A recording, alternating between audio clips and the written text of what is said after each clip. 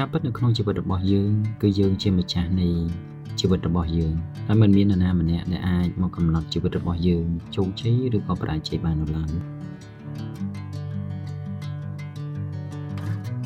នេះគឺជារឿងរ៉ាវទាំង8យ៉ាងដែលធ្វើឲ្យជីវិតរបស់យើងប្រសើរឡើងទី1គឺការគិតវិជ្ជមាន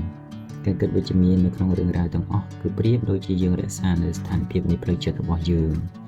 ឲ្យឆ្លើយតបយ៉ាងវិជ្ជមានទៅនឹងគ្រប់រឿងរ៉ាវនៃជីវិតមិនថារឿងរ៉ាវឬក៏បញ្ហានៃជីវិតលំបាកប៉ុណ្ណាប៉ុន្តែយើងនៅតែរក្សានៅផ្នត់គំនិតរបស់យើងថាប្រកាសជាមានផ្លូវចេញឬក៏ប្រកាសជាមានដំណោះស្រាយសម្រាប់ឆ្លើយតបទៅនឹងបញ្ហាដែលយើងកំពុងតែជួបប្រទះជាមិនខានឡើយមនុស្សដែលមានការគិតអវិជ្ជមានគឺតែងតែមិនអាចដោះស្រាយបញ្ហាសូម្បីតែផ្ទាល់ខ្លួនរបស់ពួកគេឬក៏បញ្ហារបស់ប្រទេសឡើយហើយដូច្នេះហើយការដែលយើងមើលឃើញគ្រប់រឿងរ៉ាវទាំងអស់នៅក្នុងផ្លូវវិជ្ជមានក៏ជារឿងដែលអាចធ្វើឲ្យយើងដោះស្រាយបញ្ហាបានដោយងាយស្រួលផងដែរ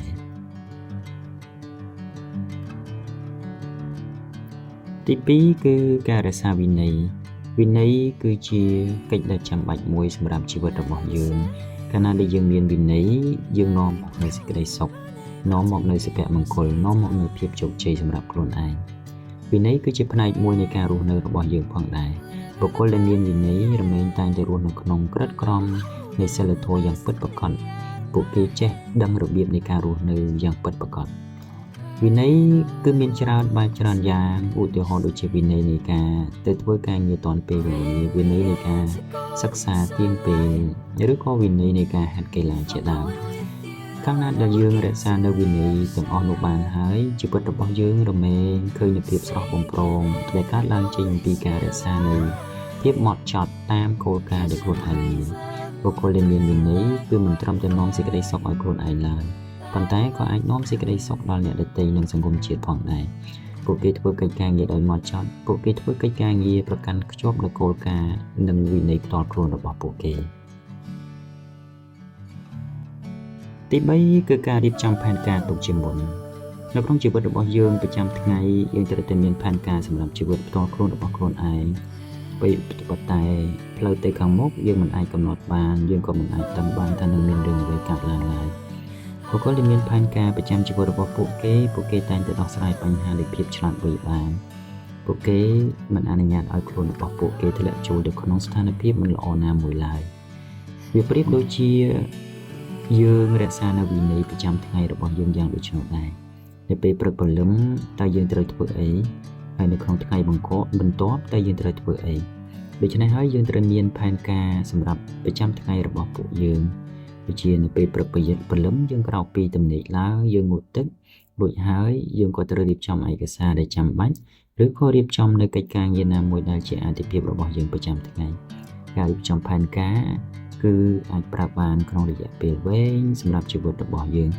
នៅក្នុងឆ្នាំនេះយើងត្រូវមានអ្វីនៅក្នុងឆ្នាំក្រោយយើងត្រូវមានអ្វីដូច្នេះហើយយើងត្រៀមទុករក្សាទុកទាំងការប្រឈមជាមួយនឹងបញ្ហាទាំងដំណោះស្រាយ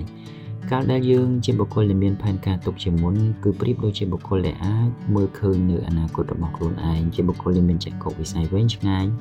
បញ្ហាមកដល់ទោះបីជាធំឬតូចក្តីក៏យើងអាចនឹងមានផែនការក្នុងការដោះស្រាយបញ្ហានោះបានដោយងាយស្រួលផងដែរដូច្នេះការត្រៀមខ្លួនសម្រាប់បញ្ហាផ្សេងនៅក្នុងជីវិតគឺជារឿងដែលចាំបាច់និងត្រូវតែពង្រឹងខ្លួនឯងឲ្យគ្រប់ស្ថានភាពដែលខ្លួនឯងកំពុងតែស្ថិតនៅទី4គឺការរក្សាការអានប្រចាំថ្ងៃ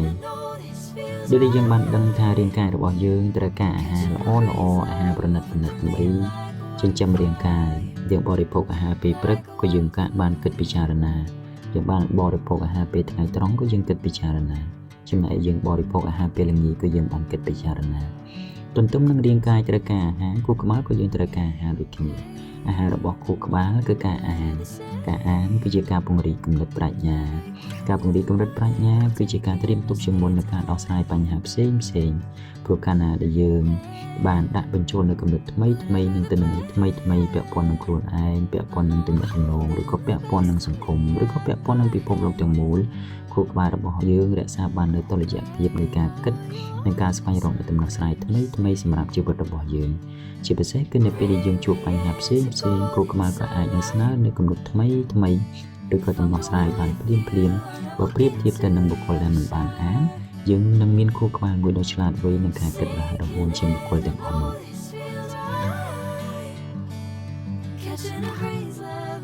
ទី5គឺការចេះគ្រប់គ្រងពេលវេលាប្រកបដោយភាពឆ្លាតវៃរបស់ខ្លួនឯងជារៀងរាល់ថ្ងៃយើងមានកិច្ចការងារដែលត្រូវធ្វើជាច្រើននៅក្នុងជីវិត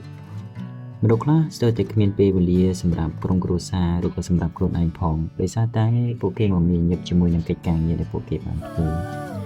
សូម្បីតែពេលវេលា24ម៉ោងដែលពួកយើងមានស្មើគ្នាតែសម្រាប់បុគ្គលមួយចំនួន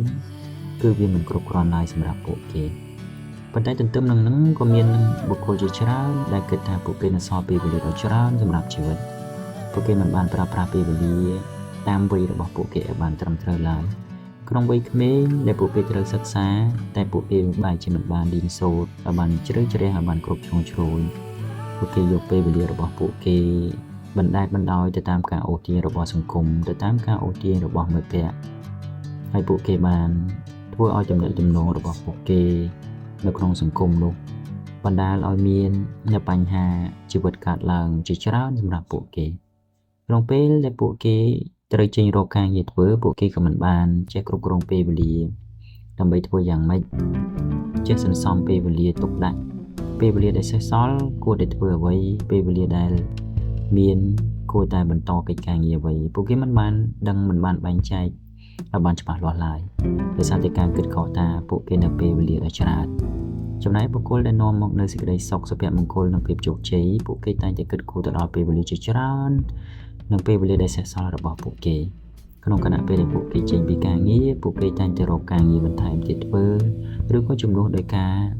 ជួបជុំមិត្តភក្តិបន់ភឿនការអូសទាញរបស់សង្គមពួកគេយកពេលវេលារបស់ពួកគេទៅហាត់ប្រាណថែរក្សាសុខភាពឬក៏ពួកគេអានសៀវភៅដើម្បីបង្កើននូវប្រាជ្ញាឬក៏ចំណេះដឹងថ្មីសម្រាប់ខួរក្បាលរបស់ពួកគេការគ្រប់គ្រងពេលវេលារបស់បុគ្គលទាំងអស់នោះគឺមានសភាពផ្សេងគ្នាហើយដូច្នេះហើយយើងត្រូវគិតថាតើយើងនៅសល់ពេលវេលាត្រឹមប៉ុណ្ណាទៀត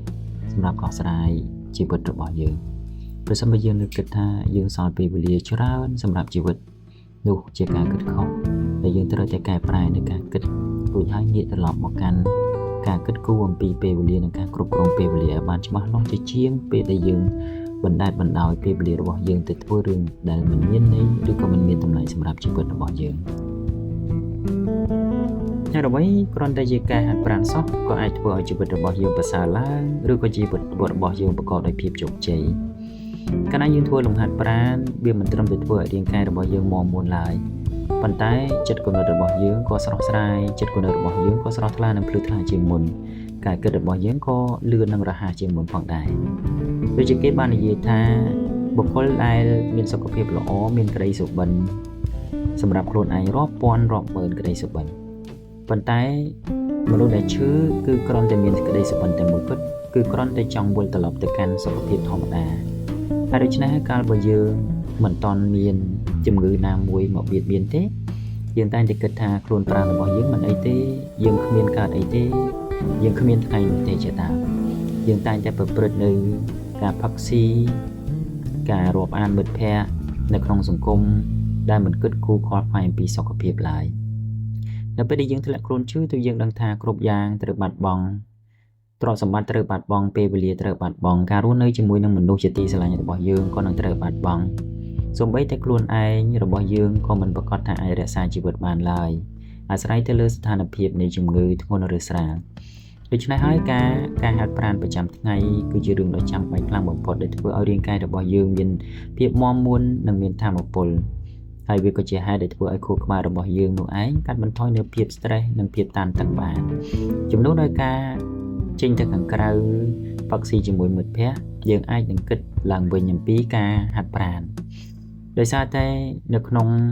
សម័យបច្ចុប្បន្ននេះប្រសិនបើយើងមើលទៅគឺជំងឺកើតឡើងជាច្រើនដោយសារតែមនុស្សមិនបានយល់ដឹងអំពីបញ្ហាសុខភាពរបស់ពួកគេតែងតែមើលរំលងនៃការបរិភោគការញ៉ាំអាហារប្រចាំថ្ងៃរបស់ពួកគេដែលធ្វើឲ្យរាងកាយរបស់ពួកគេកាន់តែទ្រុឌទ្រោមទៅហើយរាងកាយរបស់ពួកគេមិនអាចឆ្លើយតបទៅនឹងជំងឺតម្កាត់នានាបានឡើយការហាត់ប្រាណគឺជាផ្នែកមួយដែលធ្វើឲ្យជីវិតរបស់យើងស្រស់បំព្រងឡើង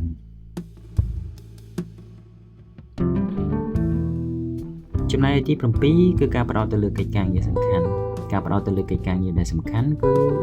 មានន័យថាយើងបានបែងចែកពេលវេលារបស់យើងផ្ដោតទៅលើកិច្ចការងារដែលផ្ដល់ផលប្រយោជន៍ឲ្យយើងត្រូវដឹងថាតើនាពេលព្រឹកព្រលឹមកិច្ចការងារដែលសំខាន់សម្រាប់យើងគឺជាអ្វីហើយពេលវេលាថ្ងៃត្រង់គឺជាអ្វីចំណែកពេលល្ងាចគឺជាអ្វីប្រសិនបើយើងជាសិស្សសាលាកិច្ចការងារដែលសំខាន់ជាងគេបំផុតសម្រាប់យើងគឺការសិក្សារៀនសូត្រការស្រាវជ្រាវការធ្វើលំហាត់ដើម្បីដាក់កិច្ចការងារត្រឡប់ជូនទៅគ្រូឲ្យទាន់ពេលប្រសិនបើយើងជាបុគ្គលិកការងារថ្ងៃពីម្សិលមិញយើងប្រកាសជាមានផែនការរួចស្រេចថានៅក្នុងថ្ងៃនេះយើងនឹងត្រូវធ្វើអីហើយកិច្ចការងារនៅក្នុងថ្ងៃនេះ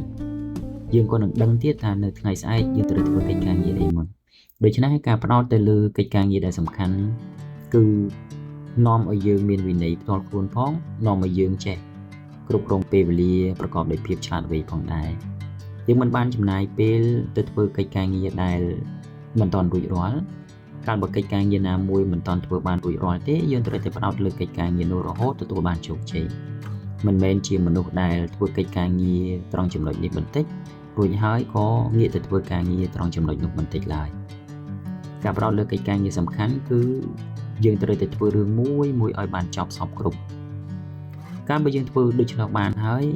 ប្រសិនបើយើងជាមនុស្សដែលធ្វើការងារនៅក្នុងក្រុមហ៊ុនមេរបស់យើងក៏នឹងមើលឃើញអំពីអត្តចរិតនិងការទទួលខុសត្រូវរបស់យើងចំពោះកិច្ចការងារនោះផងដែរចំណែកឯចំណុចចុងក្រោយទី8គឺការត្រួតពិនិត្យនៅកិច្ចការងាររបស់ខ្លួនឯងដែលបានធ្វើជាប្រចាំគឺដែលយើងដឹងថាមនុស្សតែងតែបង្កើតនៅកំហុសមិនថាកំហុសតូចកំហុសធំកំហុសអាចលើកលែងបានឬកំហុសមិនអាចលើកលែងបានឡើយជាធម្មតានៅក្នុងកិច្ចការងារប្រចាំថ្ងៃរបស់យើងតែងតែបង្កើតនៅកំហុសខុសឆ្គងតិចតួចឬក៏ច្រើនហើយដូច្នេះហើយយើងគួរតែឆ្លោះបញ្ចាំងនៅអ្វីដែលយើងបានធ្វើកាលពីព្រឹកឬក៏កាលពីថ្ងៃឬក៏ពេញមួយថ្ងៃទាំងមូលដើម្បីស្វែងរក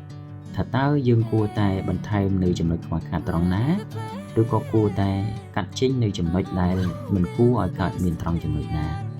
កាលដែលយើងរៀនឆ្លោះបញ្ចាំងខ្លួនឯងយ៉ាងដូច្នោះយើងនឹងទទួលបាននូវភាពល្អឥតខ្ចោះនាពេលអនាគតលទ្ធផលដែលកើតចេញពីការឆ្លោះមើលនៅកំហុសរបស់ខ្លួនឯងនេះក៏ជាលទ្ធផលមួយដ៏ប្រសើរឡើងនាពេលអនាគតដែលនាំមកនូវផលដ៏ល្អសម្រាប់ជីវិតរបស់យើងផងដែរប្រសិនបើយើងជាបុគ្គលិកធម្មតានៅក្នុងក្រុមហ៊ុនយើងក៏អាចនឹងទទួលបាននូវឱកាសថ្មីសម្រាប់ខ្លួនឯងប្រសិនបើយើងជាមេកោយនៅក្នុងក្រុមហ៊ុនយើងក៏នឹងអាចដឹងអំពីកំហុសនិងកែសម្រួលនៅកំហុសរបស់ខ្លួនឯងក្នុងការគ្រប់គ្រងឬក៏ប្រសិនបើយើងជាអ្នករៀនធម្មតាជាសិស្សសាលាយើងក៏អាចនឹងដឹងថាតើយើងគួរតែកែតម្រូវខ្លួនឯងត្រង់ចំណុចណាដើម្បីឲ្យជីវិតប្រចាំថ្ងៃរបស់យើងនោះកាន់តែប្រសើរឡើងកម្រិតទៀតជាសរុបសេចក្តីមកវិញចំណុចទាំង8នេះធ្វើត្បិតតែថាយើងអនុវត្តបានខ្លះអនុវត្តមិនបានខ្លះប៉ុន្តែកាលណាយើងចាប់ផ្ដើមអនុវត្តជីវិតរបស់យើងក៏កាន់តែប្រសើរឡើងបន្តិចម្ដងព្រោះដោយហេតុថាគ្មានអ្វីដែលបានមកដោយការមិនខិតខំប្រឹងប្រែងរបស់យើងឡើយហើយក៏គ្មានអ្វីដែលអាចកាត់ឡើងបានដែរប្រសិនបើយើងមិនចាប់ផ្ដើមនៅក្នុងថ្ងៃនេះដូច្នេះការចាប់ផ្ដើមកែប្រែនៅទម្លាប់កែប្រែនៅផ្នត់គំនិតរបស់ខ្លួនឯងពីមួយថ្ងៃទៅមួយថ្ងៃនៅរយៈពេលយូរឆ្នាំទៅខាងមុខយើងប្រកាសជាឃើញលទ្ធផលដែលកើតចេញពីការកែប្រែរបស់យើងជាមិនខានឡើយសូមលើកទឹកចិត្តឲ្យខ្លួនឯងធ្វើកិច្ចការងារប្រកបដោយការទទួលខុសត្រូវក៏ដូចជាធ្វើកិច្ចការងារដោយសប្បាយចិត្ត